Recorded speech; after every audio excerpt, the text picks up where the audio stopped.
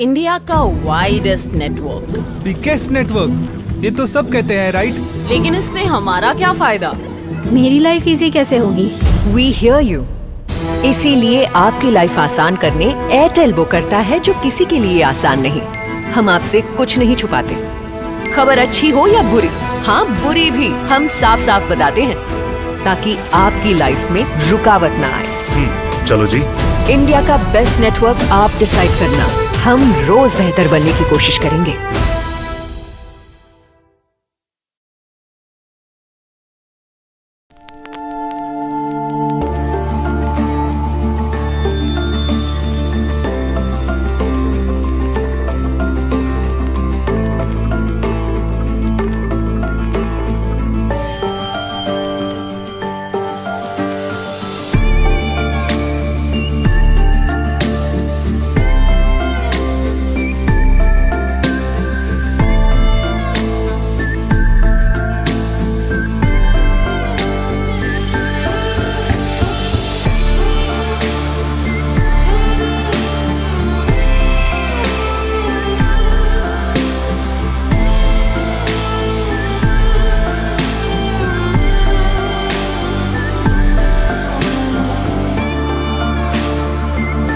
Customers from across India and the world have been leaning on us for over 75 years.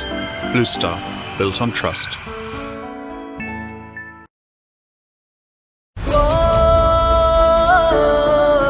जब चलेंगे हम, बढ़ेंगे हम, चलेगा हिंदुस्तान, चलेगा हिंदुस्तान, बनेगी नई पहचान।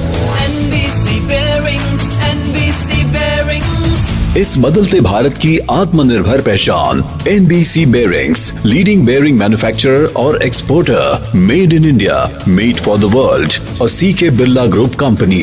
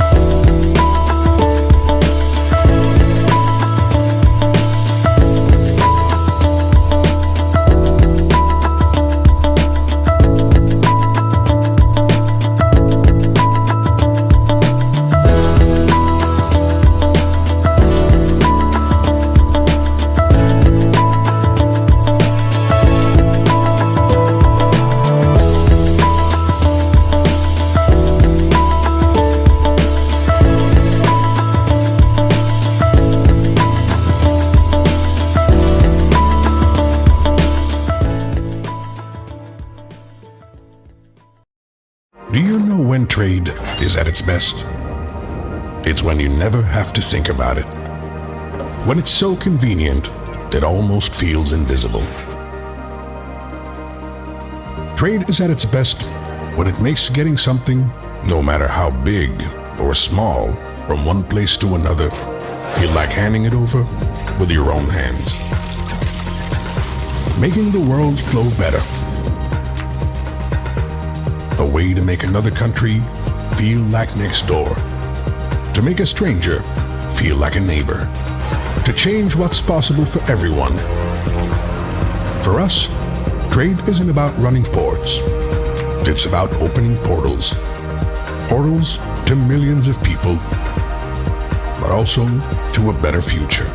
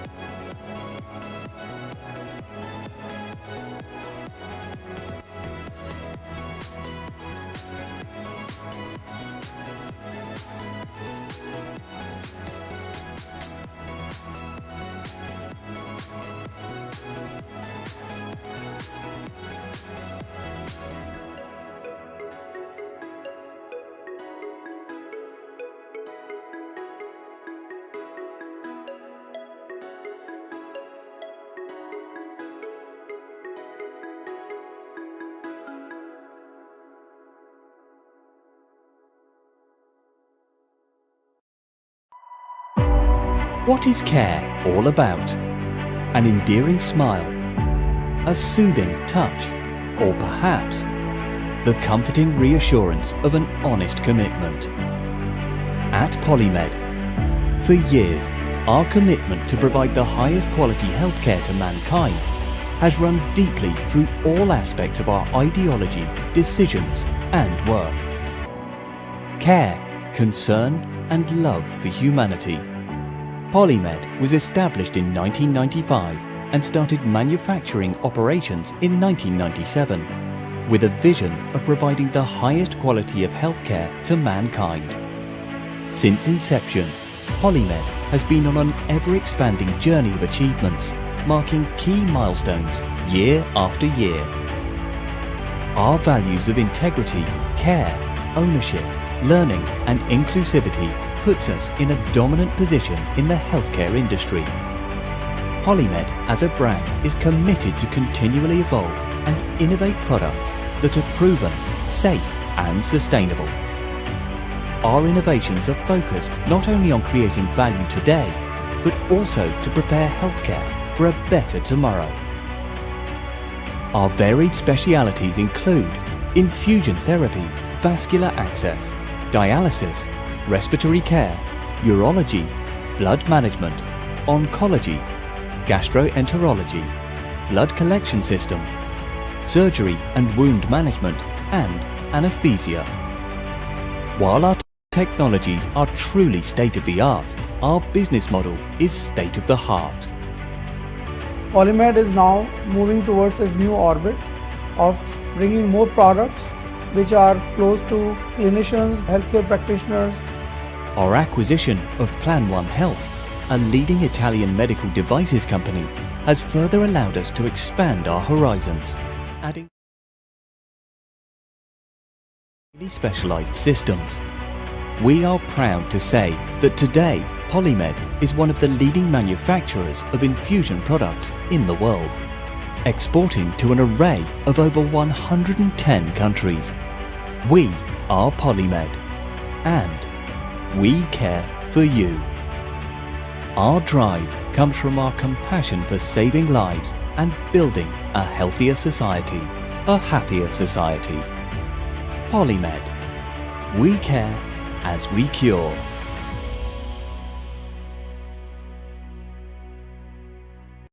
ठीक है, टाइल्स आपको तो वर्ल्ड फेमस फ्लोरिंग लगाना चाहिए। आखिर आपका स्टाइल वर्ल्ड फेमस है। ऐसे Italian marble, English oak flooring, exactly. Somany tiles में ये सब फिनिश है। और जैसे कि मेरा वर्ल्ड फेमस स्टाइल देसी है, ऐसे ही है सोमानी टाइल, स्टाइल और क्वालिटी वर्ल्ड क्लास, पर जमीन से जुड़ा। एक आइडिया है, आपको ना सोमानी टाइल्स लगानी चाहिए।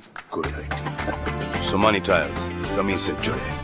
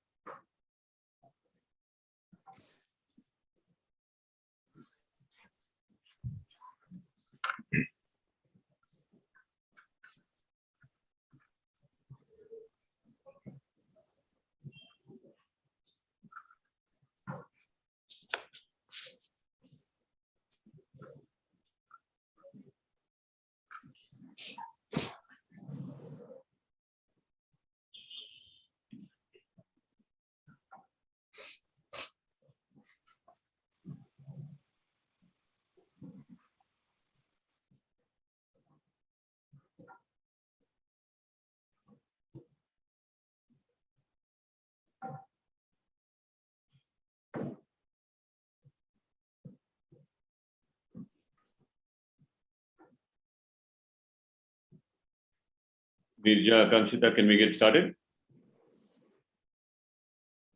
Yes, please. I think we should. Good afternoon, ladies and gentlemen. I welcome you to this first CII Being Future Ready Business Summit 2022. This is plenary session 4, titled Designing Health for the First Mile, Technology Making Lives Healthier. This session will be moderated by Dr. Shravan Subramaniam, member CII MedTech Forum and Managing Director Wipro GE Healthcare. Our panelists include Mr. Dilip Jose, member CII Healthcare Council, Managing Director and Chief Executive Officer, Manipal Health Enterprises Private Limited, Mr. Pankaj Sahani, member CII Healthcare Council, Chief Executive Officer, Medanta Medicity, Mr. Shashank ND, Chairman CII Digital Health Subcommittee and Founder and Chief Executive Officer for Practo, and Mr. Prashant Tandon, member CII Subcommittee on Digital Health, Chief Executive Officer and Founder, Tata 1MG. I will hand the session over to Dr. Shravan to please take it forward. Over to you. Thank you so much, Akanshita. Thank you, CII team, for organizing this. It's really timely. I'm very excited to be here with a fabulous set of panelists. And we're here talking about being future ready. And some of the panelists were chit-chatting just before this started about what we have been going through over the last couple of years, not just as organizations, but in this case as individuals. And perhaps every member of the audience here today that's being live streamed has some story to tell. And but it's great now that we are talking about being future ready across different industries. And it's my pleasure to bring you some stories from healthcare. But before we talk about being future ready, I think we do need to take a perspective, a historic perspective. And I would argue that if you look at a broad historic perspective over the last decades, even centuries, we are in the best of times as far as healthcare is concerned. Of course, the cloud of COVID is still, hovering around us in the horizon. But if you consider where we were 100 years ago, when the Spanish influenza devastated millions and millions of people in many countries, and even as recently as independence, 75 years ago, the average life expectancy of birth was just half of what it is today. So think about it, the massive strides that we have made since independence, the last 75 years, progress has come from various channels, whether it was in terms of improved hygiene, surgical techniques, antibiotics were introduced only around that time, treatment for non-communicable diseases such as diabetes, hypertension, cancer. This changed the spectrum altogether. Vaccinations, of course, that's been in the news a lot lately, but 60, 70 years ago, vaccinations came in and changed the perspective of healthcare in the direction of mankind. And they say that the child that is going to live to be 150 is already born. So if you think about that, of course, we could have arguments about quality of life, and that's a conversation for another panel altogether. But this is the perspective. Over the last 75 to 100 years, life expectancy has gone from 35 to 70 in our country, and it keeps growing every year. And COVID notwithstanding, we've had some terrific improvements in the quality of life and, of course, in technology. So every challenge provides us with an opportunity. In the last 2 years, we've seen healthcare, the healthcare sector completely transform, right? The pandemic upended everything that we understand about healthcare systems. And what we were talking about being the future of healthcare 5 years, 10 years, 20 years from now, got accelerated in the last 2 years. The policy landscape has also given us room for a more collaborative approach. So people are saying we are entering the decade. The next 10 years will continue to define and shape the future of healthcare. And today we have with us people who have lived through this, have transformed their organizations, and really have been steering the healthcare conversation across India and beyond.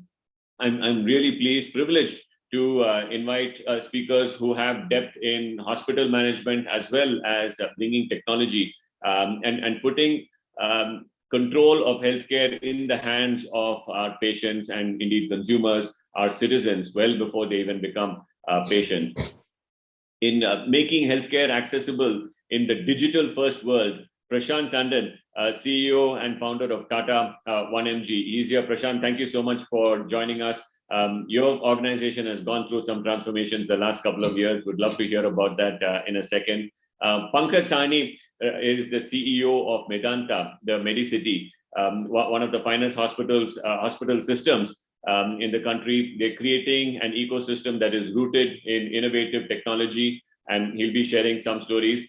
Dilip Jose is no stranger to this audience. He's a managing director and CEO of Manipal Health Enterprises, and a visionary. He spent decades in the healthcare sector, again transforming the healthcare landscape through his organization Manipal. And Shashank, he also comes to us with a digital first approach. Especially over the last couple of years, we've seen how Practo, the company that he has founded and is the CEO of, has transformed the patient experience or the consumer experience of healthcare. Shashank is also the digital head, the head of the subcommittee for CII Digital Health. So thank you all for joining us.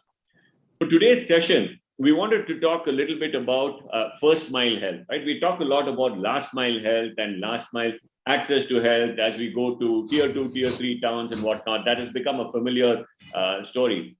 What is first mile health all about? And here we're talking a little bit about the patient journey, the consumer journey for healthcare, where we are making a deliberate effort to design the patterns of everyday life that are keeping individuals well, people, individuals, communities, the population at large. And this is not just your physical health, but also emotionally, financially, and socially. They all go hand in hand. The first mile approach, as we are defining it, refers to shifting the mindset of health around well-being and prevention in our individual lives and collectively. If we can solve that first mile problem, keep a person healthy before they require a healthcare intervention, then not only does the last mile get easier, the entire journey might be different. So this is our time to look upstream, and I invite our panelists to think about that portion of the journey, the first mile transformation, what we need to do differently, what you have already started doing differently in your organization, shaping healthcare delivery as we know it, which might change the last mile. I have some other points that I'll share eventually about who pays for it, and I'd love to ask you questions there. But to open today's session, I'd like to start with Prashant Tandon. Right?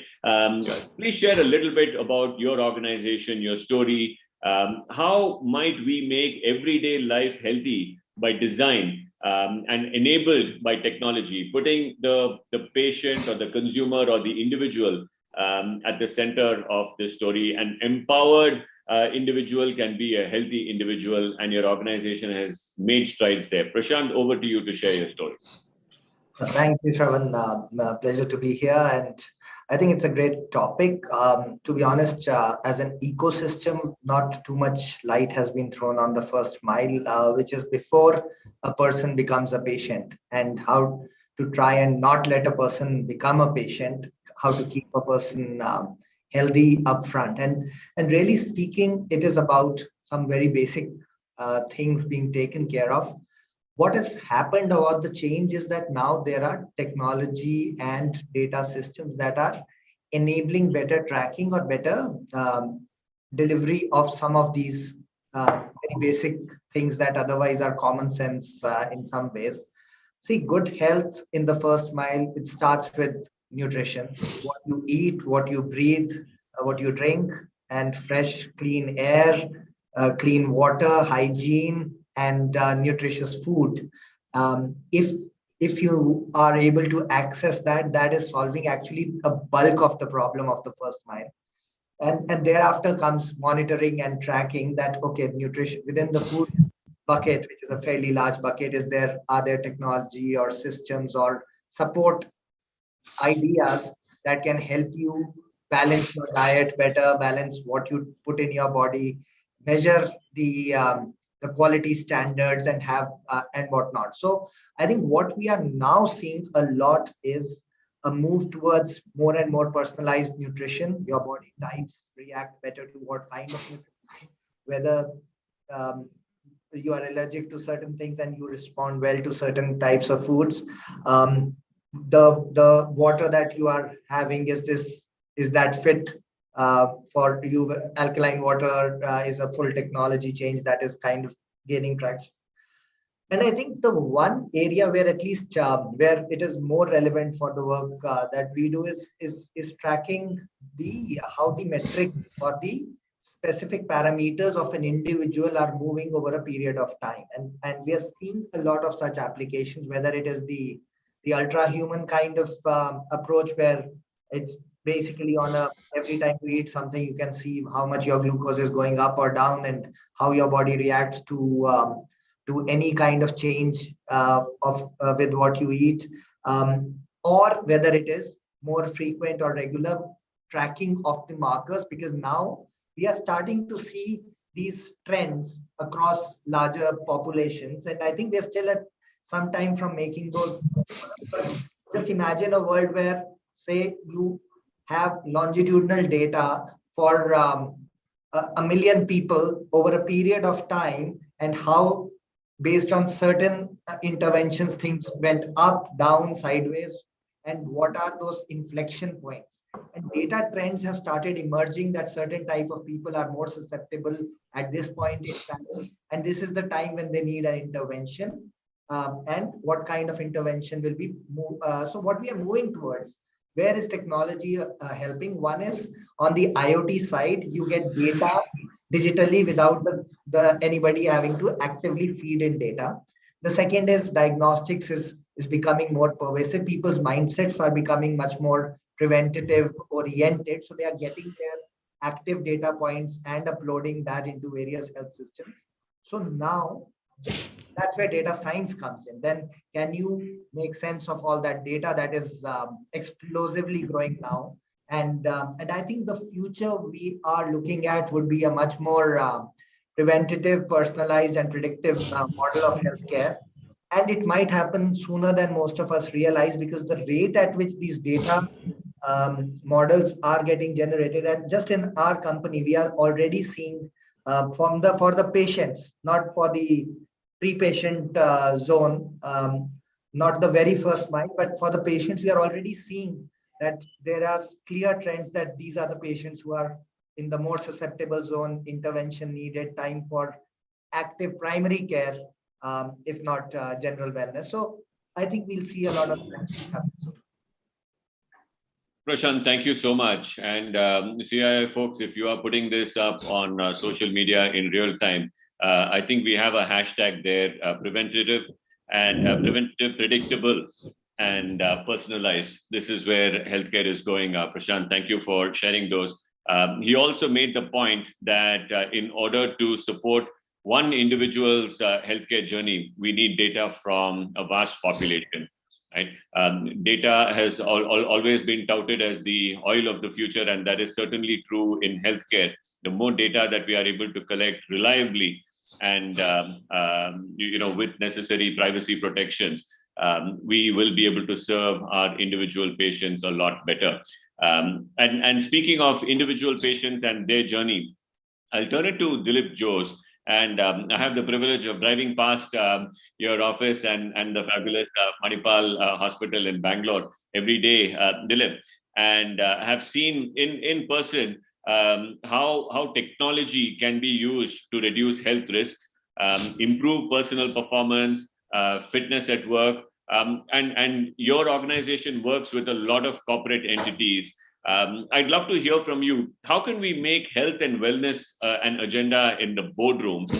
How can we catalyze a caring economy and talk about preventing, predicting chronic diseases by focusing on first mile health? Dilip Jose of Manipal, over to you. Thank you, Shravan, and it's good to be here, and grateful to CII for putting this session in the forefront, session on health in the forefront of the summit. Shravan, like we were talking just before we started the panel, we are not able to have a conversation these days without touching upon the pandemic and how it impacted all of us.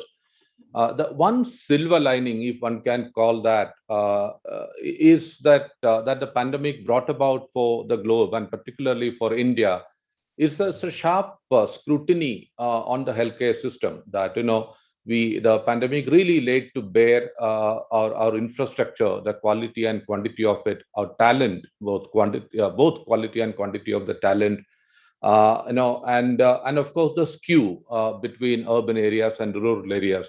We will come back to the skew in a minute.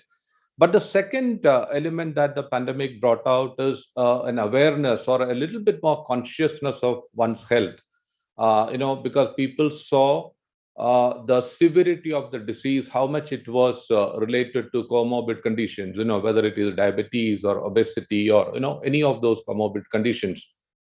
And so there was a lot of interest in at least in the short term, looking at one's own fitness, wellness, and like the example that or the companies like what Prashant does, actually tech-enabled individuals to take better care of their health. And boardrooms and the corporates also took part in it, encouraging the employees to be better accountable for one's own health.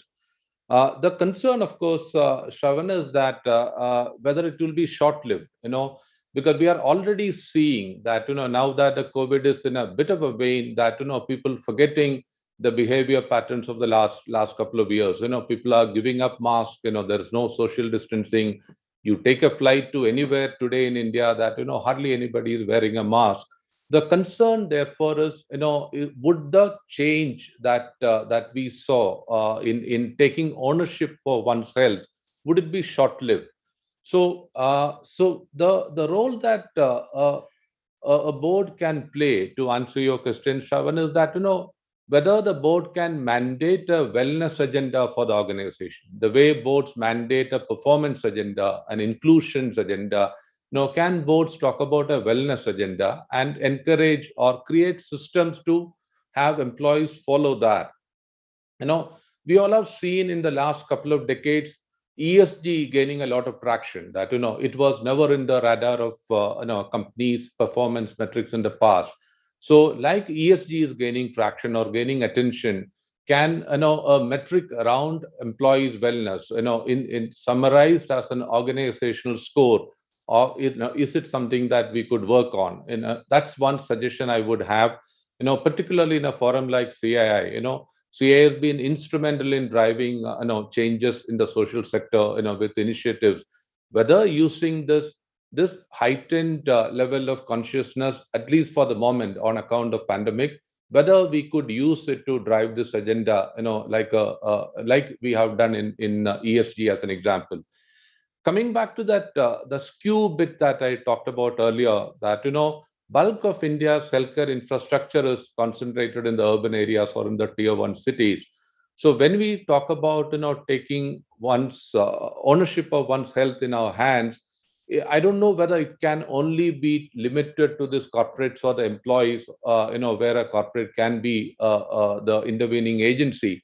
Bulk of India's population is out of this bracket or the bucket that we talked about. So therefore, what do we do to ensure that the ownership that we talk about is transcending corporates and actually going into rural areas and every walk of life? I think that's a topic that organizations such as CII could drive. And the final comment I would have is, Shravan, is mental health. That while we talk about physical health as a key parameter all along, I think pandemic brought out really the significant interconnectedness of mental health with everything else. We all have seen or have experienced or would have colleagues or family members who have gone through isolation and the consequences of it. So when we talk about first mile and preventive health and wellness, could we also bring in mental health in the agenda? Is something that all of us and the audience should mull over. So that's where I would want. Back to you, Shravan. I just wanted to leave it there. Dilip, thank you so much. I think you preempted my next question on mental health and brought it up so nicely. And again, the pandemic has really brought this to the fore. A lot of organizations have invested in this. And as you said, let's hope we don't get complacent. These are opportunities for us to build on some of the muscles that we have developed, and keep the conversation going, and take it further and not regress. And I love what you said about a board getting involved for accountability, right? ESG is a great example. And many of us are either members of boards or are accountable to a board. And at Wipro-G, we respond very well when we have a clear target set, right? And then if you can't measure something, how do you improve on it? And I think organizations like yours can certainly have that conversation with corporates to create some kind of a scoring system. And again, as Prashant mentioned earlier, we need to take care of a population to really take care of an individual. The population will give us data, they'll show us trends, and if we can identify trends from an organization, whether it's to do with safety or prevention, I think this is terrific. And again, CII, we have a hashtag here, ESG and health score. Let me take this conversation to Pankaj, the CEO of Medanta, the Medicity. Pankaj, I've had the privilege of visiting your hospitals several times and seen the impact of technology. And it's also amazing how seamless primary care, secondary and tertiary care are across your health system, right? So patient probably doesn't even know that they're switching from primary to secondary, because the patient journey is taken care of. And a lot of that is on a digital backbone. So I'd love to hear from you a little bit about the wellness programs, the role of digital tools and technology in shaping the patient journey. And also, if you could underline some of the behavioral changes that we as individuals and companies need to think about to embrace this. And Pankaj, I know I'm asking a lot of questions here, but none of these changes can take place unless we are able to build the skills necessary to make this happen, right? So if we're talking about changing behavior and changing the way healthcare is delivered, where will we go for the skills? And so I'd love to hear a little bit about the transformation that you have witnessed and also are planning at Medanta with an eye to skill building. Thank you, Shravan, and thank you to CII for having us. And Shravan, it's a good thing that you're only visiting the hospitals to have meetings or to look at the equipment. We don't want you coming in as a patient at any point in time. But let me try to take the questions which you have asked and break them up into 2 or 3 buckets. And let me first start with what you mentioned around a patient who comes to a big tertiary care hospital is actually going through different kinds of care. Although we all talk about the highest end of care, tertiary, quaternary care, actually it is true in big hospital ecosystems, especially in India, patients come in for primary care and patients come in for advanced care.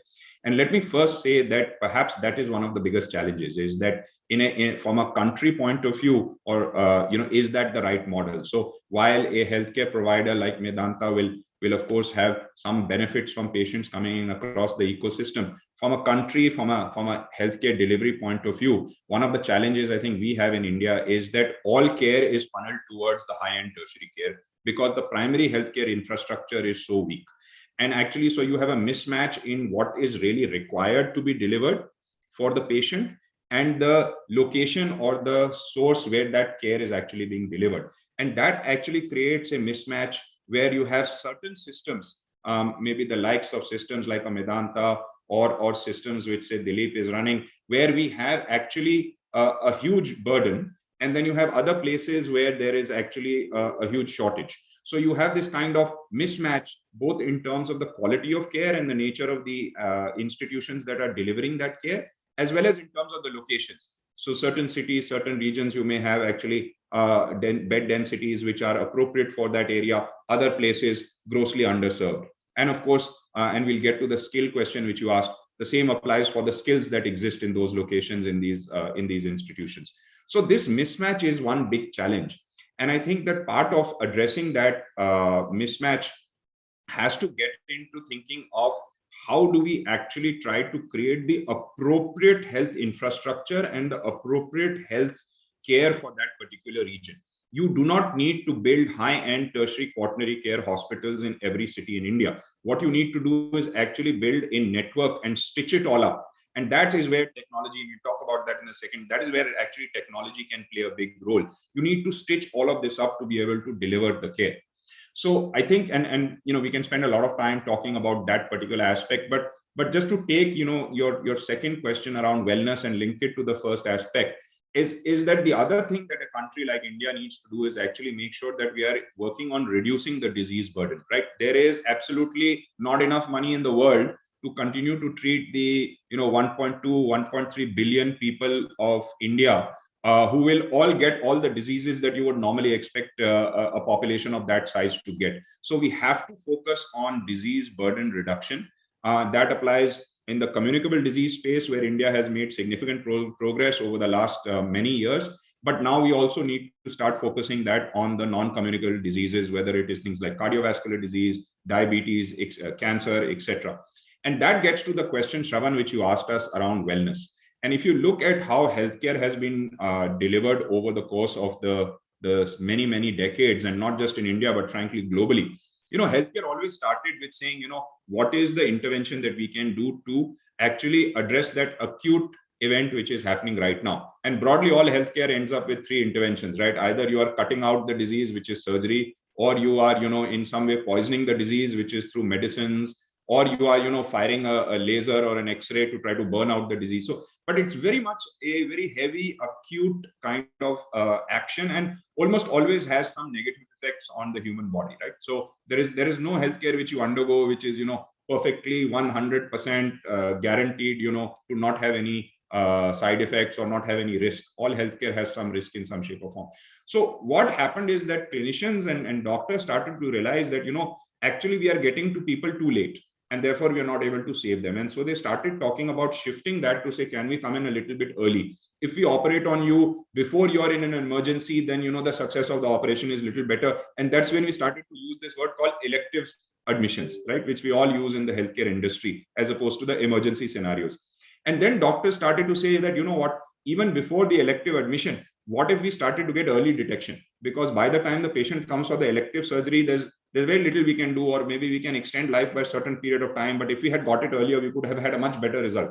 And so we started to talk about these things called early detection. And that is where you heard a lot of these jargons like, preventive health check and executive health check. And you mentioned around, how we can look into the concept of wellness. And what started to happen is that people actually then started to say, like, hold on, when you come for a preventive health check, and if you all take our own example, right, you will spend maybe the day, maybe you will spend certain amount of money, you go through a range of tests, from blood tests to, x-rays and doctor consults. And really, when you leave that, the best news that you can get is there is nothing wrong with it. And in fact, sometimes, even patients feel cheated. They'll say, you took this much money and you didn't even give me one medicine. Rather than being happy that there is nothing wrong with you, they feel that, probably at least I should have got something for the money which I have spent in the test. So there's this feeling that, of feeling unfulfilled after that health check if everything is fine, right? And so now what actually people are doing, and we've started thinking around this and started executing some of this in Vedanta as well, is that we're saying, look, can we actually take the responsibility to keep you healthy? So if I look at it, when we buy our machines, whether it is, the kind of machines, Shravan, that you are selling, or whether it is even, other types, we always talk about this concept of a annual maintenance contract or a comprehensive maintenance. So what is the annual maintenance contract for us as human beings for our bodies? How do we think about actually looking at managing and maintaining our health? And while we all talk of ourselves as a healthcare industry, and I mentioned this before, actually most of us do almost no health. What we really are is a disease intervention industry. We are actually very little to do with health. And so the shift that actually is starting to happen now is moving towards doing more and more health. And like I was telling you, somewhat jokingly, Shravan, is that, when we don't want you to come to the hospital, the real focus of it is to be able to say, as healthcare providers, can we start to say, please do not come?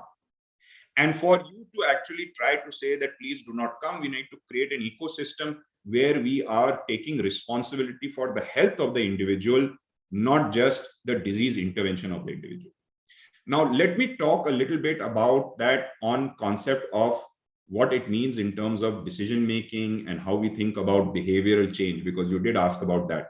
I think that there are 3 or 4 aspects of behavioral change. The number one thing that we need to do, and we need to encourage society to do, is realize that the person most responsible for your health is you as an individual, not your doctor, not your hospital, not your family. And so what we need to make sure is we are able to create ecosystems and behavior tools that encourage people to take charge of their own health. And what you see some of the folks doing in the health tech world, whether it is the wearable space, whether it is giving reports in a new kind of way, you are empowering the patient with more and more information to be able to be aware and then to take charge of their own health. And we need to move from just giving them the information to giving them information that they can actually do something meaningful with, to then motivating them to actually make change. Everybody knows that it's good to exercise, but how many of us actually do it? What can we do to actually start to shift that? And I love Dilip's idea around getting boards and corporations and into the concept of saying, as an institution, what is my responsibility for the health of the people that I touch in my ecosystem? And maybe it's not only employees, right? What do I do? Do I look at my vendors?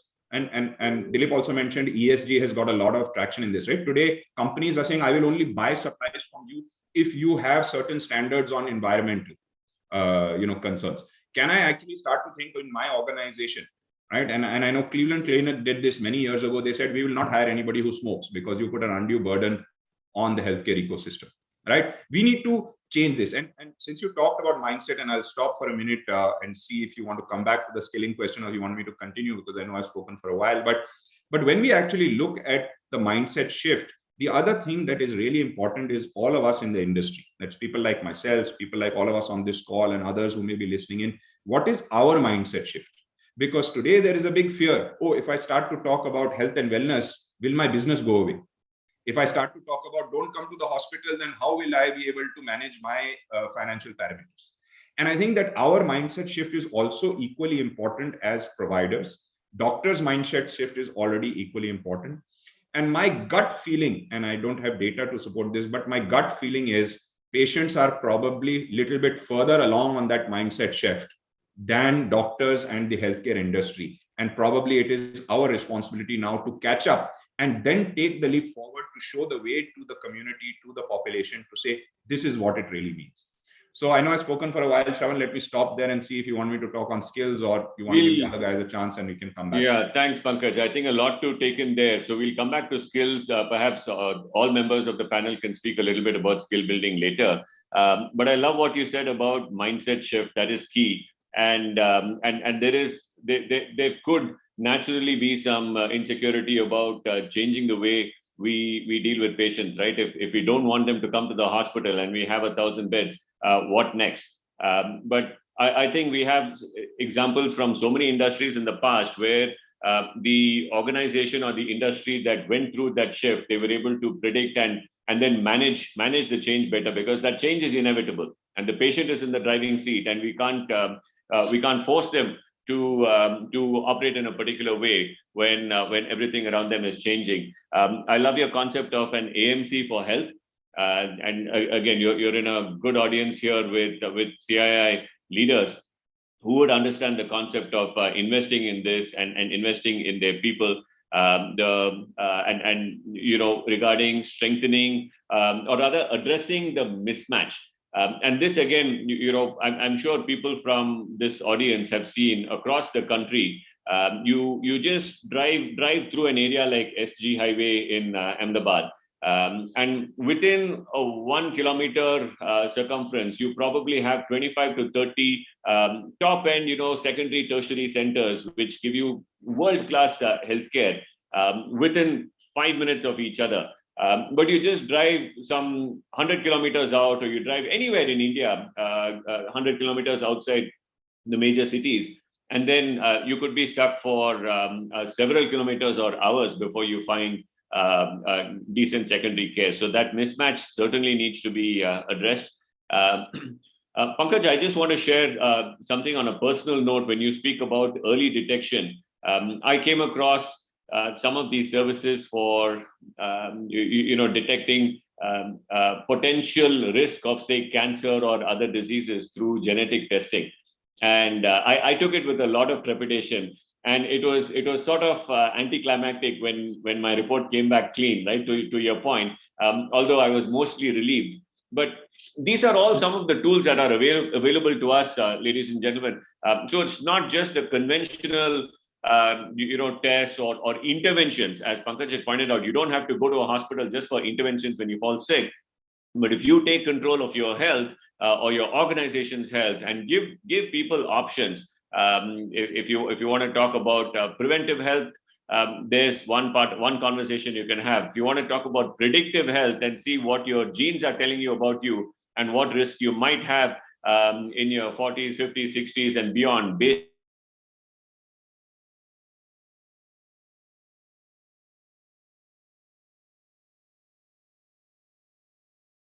the theory, but how do we push them to actually take a decision on it? So Shashank, I'll turn it over to you now. Right, you've really been your organization has been working closely with health systems, with individual clinicians, and of course with consumers, patients at the center of what you do. AI is a term that is loosely bandied about, and people use it for cool value. But I think your organization has actually taken that and made some strides with it. So can you tell the audience a little bit about Practo, what you do, and what some of the new models of healthcare and first mile access your organization can help us with? Shashank, over to you. Thanks, Shravan, and also thanks to the CII team and others for setting this up. I think fantastic discussion already. To your question about AI, absolutely, it's been talked about a lot. It's been spoken about. It's coming, and the question is, what's the status right now? I think for just to step back a bit, for AI to play out, the ecosystem needs data, and so 14 years back when we started Practo, we saw that hospitals, clinics, a very small fraction of them were even storing data digitally. Of course, things have transformed a lot since the last 14 years, and data has become a lot more ubiquitous today. But I want to bring the audience attention to one major factor that's going to change all this and make it 100 times, 1,000 times more impactful is the launch of UHI. UHI is a complex solution. It is probably the most ambitious healthcare project in the world, I would say, because as UHI plays itself out, India will become the capital for health data around the world. You'll have 1 billion Indian data that can be very easily accessed, of course, with the required privacy and patient consent. And that will make companies like ours and many others actually use the data for better AI products that one can build. Just to give a sense, Prashant spoke about data that his organization has. I'm sure Medanta, Manipal, everybody has their siloed data. And UHI will unlock this by actually being able to stitch this data across multiple data sets and bring together a longitudinal data that has never been possible before. And no country has actually made that happen, including China or the US. So I think UHI is going to play a major role in unlocking data that it has never seen before. And that will solve the first leg of what AI needs, which is actual longitudinal data. And the second aspect that's also, technology that's also coming through in a very fast pace are the medical devices. I personally, use the Aura Ring, which tracks sleep, and I've been, religiously using it for over a year, two now. And the insights that it actually gathers across a huge range of consumers that it serves over the world is enormous. And I also use a CGM device. Now that's at a personal level, but if you look at the rate at which the CGM devices and the med devices are scaling up, I think that will unlock new data sets that are not available anywhere else. So these two additions of UHI and medical devices are going to unlock data that we have never seen before in the upcoming 5 to 10 years. Now, these data sets, coming to your specific question about what are the models and what are the new deliveries that are possible, these data sets, kind of play out in the first mile in 3 ways. The first one is that people need information, and they need very specific information. Just bombarding them with a lot of information, doesn't help. So based on your health profile and based on the stage of life, based on your longitudinal health data, the specific interventions that you can make is what consumers are interested in. And so this data unlocks that, and that's what we are trying to do, is create these health profiles of patients and bring in those interventions, very specific interventions that, hey, if you are falling into this category, what are the specific information that you need to have, and looking at the feedback loops and seeing how that has actually helped, and that's where the prevention starts. Is when you're hooked on the consumer to with information saying that, hey, based on your health data, here are a couple of information points that you need to address. It could be just content, it could be insightful actions that one can take. And the second one is, when you're looking at chronic conditions being developed. So for every diabetes, there's pre-diabetic conditions, and and so on and so forth. So this again, data, and it's not just like you mentioned, the person has to fall sick or be diagnosed with diabetes where the person becomes interested in health, but it's when the person is showing signs of diabetes or is in the early stages of diabetic, recognition that you need to start intervening. Again, this data that data sets that are coming across, and there are products being built now to address specifically the pre-diabetic or even the diabetic prevention segment of the population, which prevents people from actually falling into the chronic loop. That could be, for diabetes, it could be for hypertension, it could be for any of the chronic conditions that have arose in the country.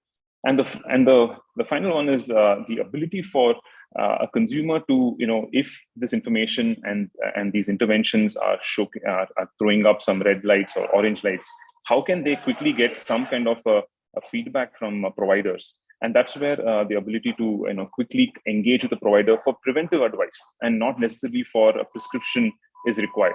So within 10 seconds, 15 seconds, it could be either a physical actual doctor at the other end, or it could be even triaging products that can help people understand these insights better. So these three solutions, use cases of information, chronic prevention, and preventive advice that one can get through triaging solution could help a lot in avoiding people and getting people interested in their health way before a diagnostic report tells that they are sick. And finally, coming across, once this data is unlocked and these models are coming through, what is very key for us to actually make the full transition is the financial incentivization. And that has not happened so far. The financial incentivization even today is for episodic care.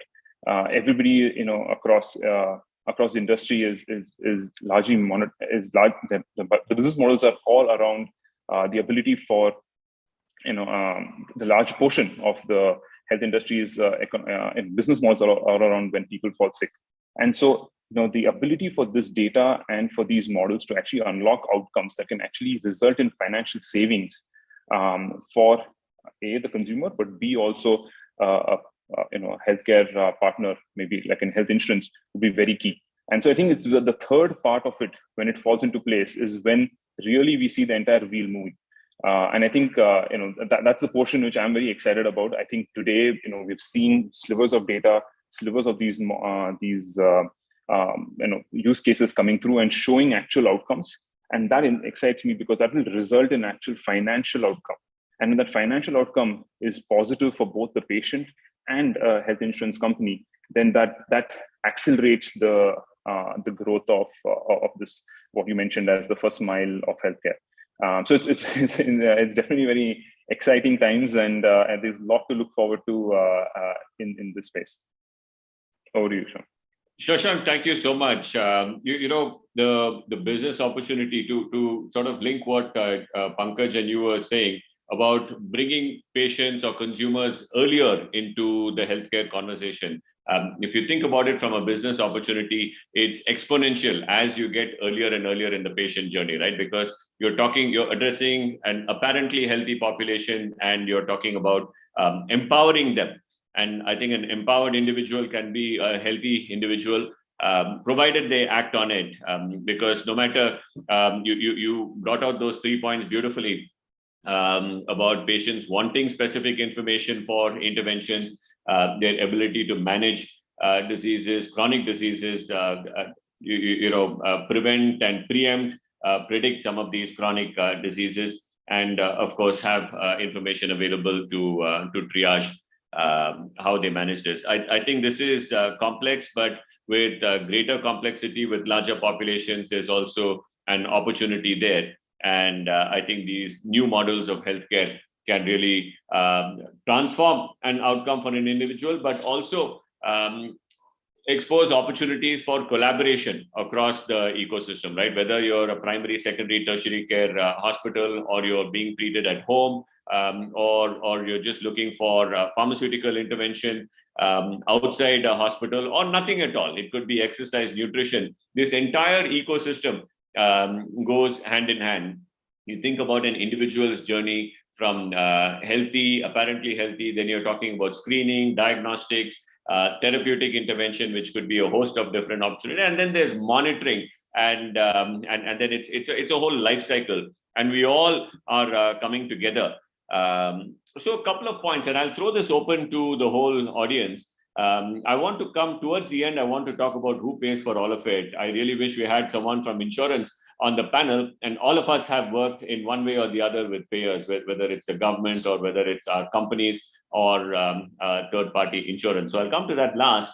But as we're talking about changing the way healthcare is delivered, practiced, the way we approach patients as individuals, I'd like to open this question up to all of the panelists to talk about the skills that are required. I don't think we are short on technology at this point. There's so much coming our way. But how do we adopt this technology? How do we adapt our platforms to accommodate this? Because this could take a long time. If we're talking about going to a tier 2, tier 3 location where currently they just about have internet, but we're talking about real-time interventions based on large population data sets.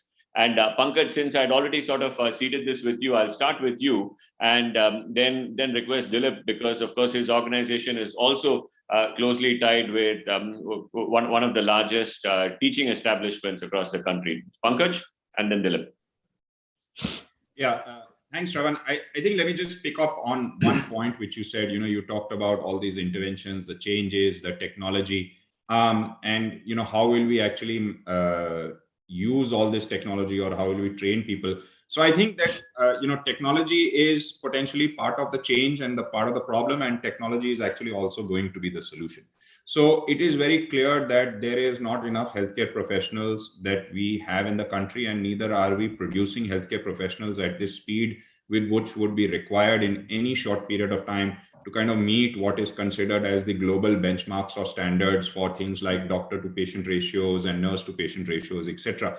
In fact, one of the bigger challenges is that we actually find that less and less people want to get into those particular professions. And so what we need to do is that we need to actually adopt 3 or 4 very clear strategies. The first strategy is a very clear strategy on skill shifting, which is, can we actually think about what a doctor does today? Can we get a nurse to do it, or a physician's assistant to do it?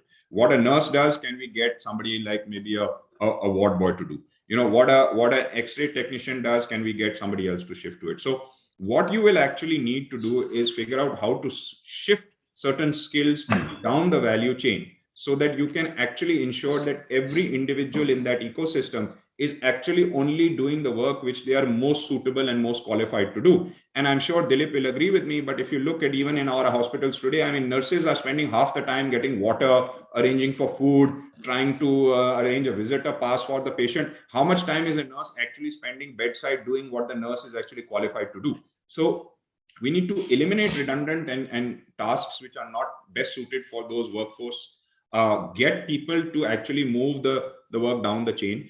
And that will have technology will have a very major role there. Because today, if I take, and let's take a very simple example, if you have a patient who has a stroke and is picked up in an ambulance, let's say by a paramedical staff, you don't necessarily have to send a doctor there, but you can use technology to actually have certain medical information transmitted to the doctor who may be in the emergency room in the hospital or in the base station. They can actually have some kind of a basic assessment of what is required. They can actually advise the person who's in the ambulance if a antithrombolytic drug needs to be given to make sure that the patient can be managed in the shortest possible time. And so you can actually use technology to help with this kind of skill shifting. But at the same time, regulation needs to change. So today there are regulations which are extremely prohibitive in India. So just to give an example, what a nurse is qualified to do in the United States or in many other countries, we do not allow a nurse to do in India. And what's really ironic is that if you go to any of these leading institutions, and I've been fortunate to visit many of the hospitals around the world, you will find Indian nurses there. So our nurses are getting trained by us here, and then they are going and doing those same things in institutions around the world, which we tell that in India that, you know, by regulation of some particular association or body, you are incompetent to do. I think we need to change these rules also if we are to kind of manage this skill challenge. So I think skill shifting and technology and regulation changes are the three things that I would pick.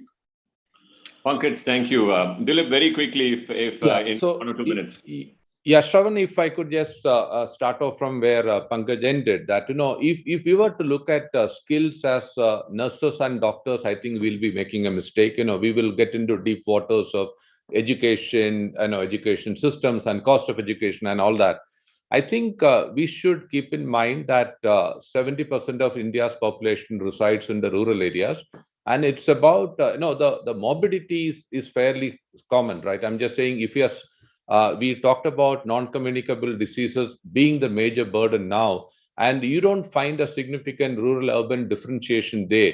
So if we are able to have non-formal workers, trained village health workers, and if you are able to identify 4 or 5 diseases, Shravan, that, you talk about malignancies which we need to catch early, we need to tackle diabetes, and we will need to tackle malnutrition. It's a matter of training village workers, and they sort of working to figure out what's the best way to identify cases early, which goes to what we were as a panel talking about earlier about the first mile and prevention. So I think skill set, we should not get bogged down in paradigms of formal education. It may have to be village health workers or equivalents. That is also an area where, organizations such as CAI could come into play. The final comment I would want to make is, Shravan and the panel, is that, we can't look at healthcare in isolation. If we look at social determinants of health, we can't talk about prevention or promotive care without safe drinking water, without nutrition, without sanitation, without primary education, without employment of women. So I think while we look at metric of healthcare as percentage to GDP and investments and all that, unless we have an ecosystem approach, we are not going to get anywhere. I think our country is too large and too complex to look at healthcare in isolation. I think it may take a couple of decades to move down the path, but looking at what we've been able to achieve in other areas like telecom or power or other infrastructure areas, I think we should not lose heart, and we should continue to look at healthcare as an ecosystem, and not try to nibble at one corner of the whole thing. Thank you, Shravan. Perfect, Dilip. I think we do need an overall ecosystem approach. Question to Prashant first, and then Shashank. A little bit on the policy piece, right? Pankaj spoke about some of the potentially restrictive policies which we need to address, and I think we have no better forum than CII to bring a collective voice together when we're talking about improving healthcare, health outcomes, access to health, first mile delivery. What is on your wish list, Prashant, if we were to address some of the policy opportunities in our country? I think from a policy perspective, everyone seeks one stability and consistency in direction. And I think on the health side right now, we are seeing finally a lot of active movement in the right direction. I hope that continues. But I think there's structural support required, because health is changing very, very rapidly with the confluence of technology, data sciences, and what used to be completely different ministries and different domains and different regulators have now kind of everything is converging into solutions of healthcare. And our policy bodies are not really equipped to deal with the multifaceted changes that are happening as it stands. So the different regulators have their own different domains. They see things from their perspective. And I think the rate at which we'll see further innovation, and we need to see, we'll have to really be active on the policy front, because the job of the regulator is to maintain status quo, and the job of the innovators will be to disrupt status quo. And we will have this push and pull all the time. But what needs to be done is, at least at the policy side, there needs to be structural setups that can appreciate the direction and the changes that are needed. All we seek is speed, clarity, and consistency as an ecosystem. And I think it will be needed if we are to claim the place. I totally agree what Shashank said. The opportunity is for India to actually dominate the new models of healthcare, which will be data will play a huge role. We already lead in terms of the skill set of our professionals in the health domain. We have a huge opportunity, but to realize that very strong policy changes might be important, and that's where I hope CII continues to play a good role. Thank you, Prashant. And Shashank, you are given a magic wand. One wish for any policy intervention. Thanks, Sean. I do. This is a very important topic, so I hope you don't mind me sharing 1 or 2 lines on this. To be very honest, the policy is one of the main factors holding digital health and innovation back in India. Ease of doing business is abysmal. It is extremely challenging to run a company, in a space like in the healthcare space, which already has a lot of regulations, and the overhang that's there from regulator side is extremely high. I think this prevents a lot of companies from actually moving forward. A lot of companies being set up. I think there needs to be a very urgent intervention here. In my opinion, it's very important for regulators to understand that innovation and change is the only constant, and applying rules that were decades back on technology that's coming up in the next few decades is impractical, and hence it is important for more conversations and for more proactive outreach from the government to be able to understand these things, understand the upcoming technologies better from all aspects, and then take right steps, and also encourage a lot of self-regulation as well. Because it is important to also utilize the experts that are in the industry and from all aspects of the thing, and encourage self-regulation. And because it's very difficult for the government and the bureaucracy to create regulations in each and every tiny sector and spend effort and the thing in each aspect. So set up formats in which quicker, faster, self-regulatory mechanisms can take place. They are recognized, and we move faster. Today, the pace at which regulatory frameworks are introduced are just too slow. It is slowing down the entire space. It's literally killing a lot of innovation and what are the opportunities that are upcoming. So I don't know what a magic wand, but I definitely hope my 2-3 lines can share the pain that the industry is facing of just sheer difficult aspect to run around. It's already difficult to run a business in India, and top of that, it's healthcare, and top of that, there's lack of clarity. So it's I think if the government can, there are more outreaches and more frameworks created, it will certainly help flourish 1,000 more companies that can really make our society a lot more healthier. Thank you so much, Shashank. And I think you have the entire CII organization listening to you, and I hope we can really come together as one force to drive some of these policy changes. Thank you all, panelists. You've been terrific. We do have the question of who pays for it, and unfortunately, we are still in an environment where our overall GDP, spend on healthcare is still very low single-digit percentage points as a percentage of overall GDP. When you compare it against 16-17% in economies such as the US, not that that is necessarily a great thing, but we do need to think about paying more. Insurance is now widely available. Significant percentage of the population, either through corporate or through government schemes, are insured. But I would argue that we are underinsured. There's not enough spent on healthcare interventions, particularly for early care. Thank you, folks. I'll conclude with a few points that I really took away from our speakers. And for the listeners here, please take this story to your board as a mandate, not just paying for healthcare in terms of sponsoring a health checkup, but holding your employees and your leaders accountable for healthcare outcomes and results. Some of our panelists spoke about technology. While it can be a solution, it could also be a bottleneck if we don't have the skills to rebalance our workers and truly scale up. the regulatory framework, as we spoke towards the end, is definitely needed to facilitate a lot of these transformations. We need stability, we need consistency, and of course, speed too. Panelists, you've been terrific. Audience, I'm sure you are amazing too. Wish we could see you in person, maybe next year. Thank you so much, CII team, for organizing this. Back to you. Thank you so much. Thank you. Thank you.